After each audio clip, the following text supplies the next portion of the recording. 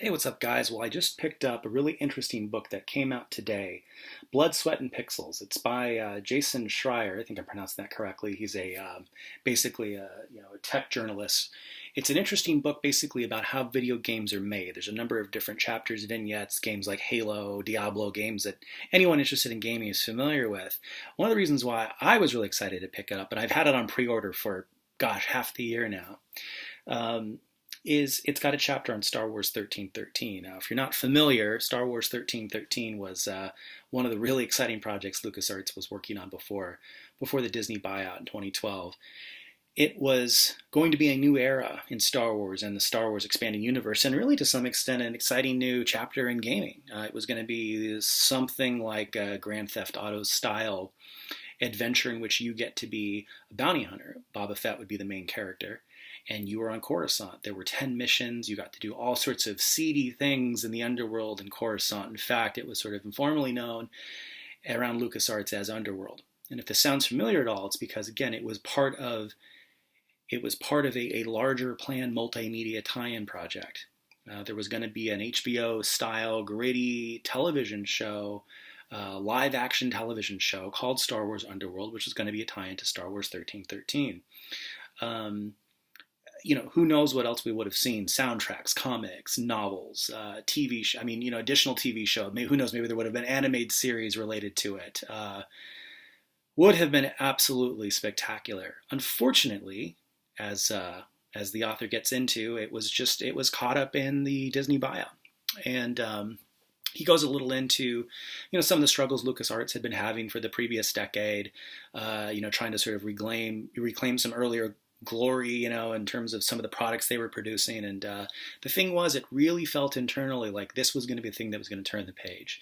It was going to take the Star Wars story and the expanded universe into an exciting new place. It was going to take gaming to an exciting new place. It was going to sort of bring LucasArts back to, where it really was, sort of like, on the cutting edge of exciting gameplay.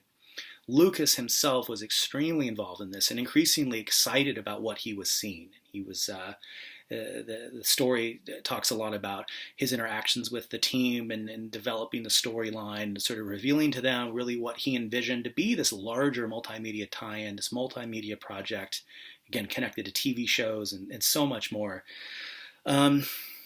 Sadly, it didn't ever come out. And it seemed like, according to the story, that there were times when, who knows, other game companies might have tried to pick it up. EA was making a initially sort of strong play for it, for LucasArts itself, but that never really ultimately panned out.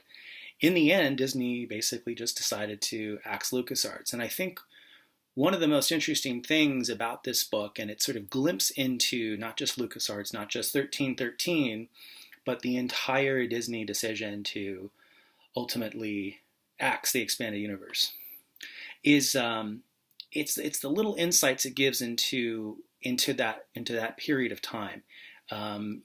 This book, again, it's I think it's of interest to people even outside gaming. If you're interested in Star Wars, if you're interested in the expanding universe, if you're interested in knowing what was happening at that time, it's a business story that hasn't been told well yet. It hasn't really been told much at all. And it's interesting to get this kind of early glimpse from a gaming perspective from this tech journalist about what it was that's happening. Now, he doesn't really make lots of explicit connections to the expanded universe and what Disney ultimately did in 2014 to decanonize, but you sort of see the writing on the wall.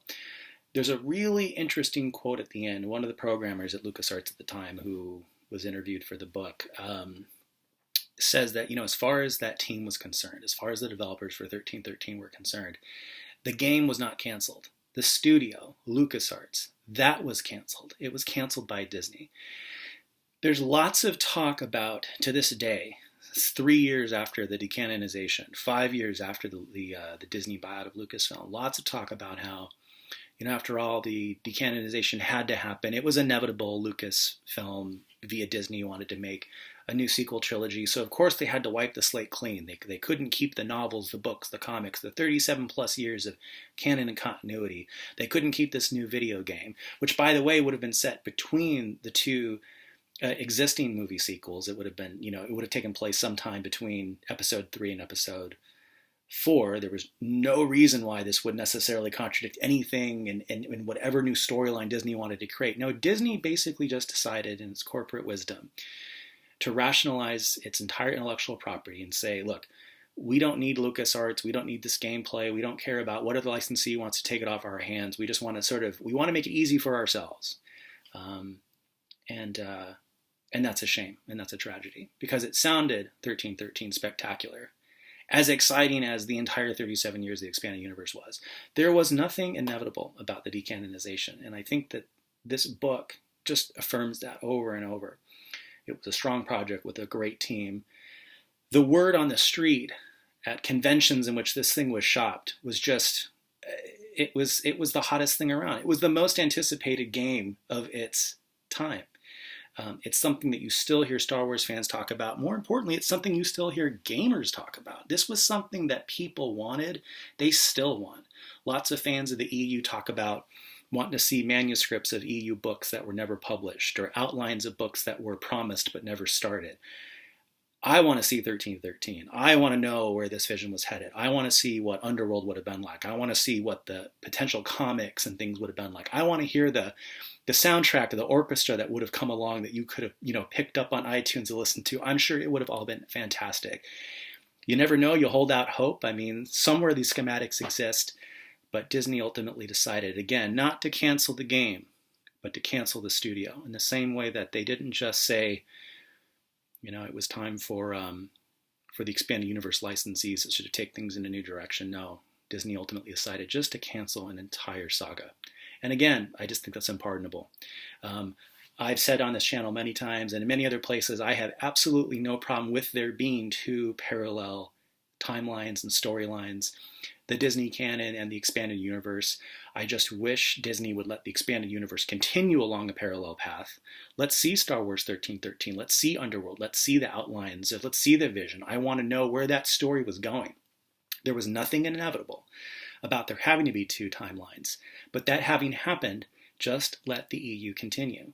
Let the people working on this game for years finally see their dreams come true. Let the fans who followed this for 37 plus years see what was happening with the EU. So again, blood, sweat, pixels, sort of an interpretive review, at least of one chapter here. I sort of took it in kind of a broader direction. Again, he doesn't get into the EU explicitly, but if you wanted to know anything, even just a little bit about what the business decisions behind some of the Lucasfilm buyout and some of the ultimate unfortunate decanonization were, this is a really cool, exciting first place to start. I hope it's the beginning of many tech exposés and business journalist stories that try and answer the question: why did Disney make Lucasfilm decanonize the EU? And why did they do it the way they did? If only they had said, we're going to give, one more book to wrap things up, right? Or if they had, just sort of explicitly said, we're going to keep things open. We're going to potentially allow the EU to continue, which, by the way, I still think they will at some point. Why not just say that up front? Instead, they completely alienate a franchise and divide a wedge into it, right? By making people think they now have to choose between the Disney canon and the EU. There can be two timelines. Let there be two timelines. Let's get more from the EU, and finally, let us finally see Star Wars 1313. All right, guys, I'll talk to you later.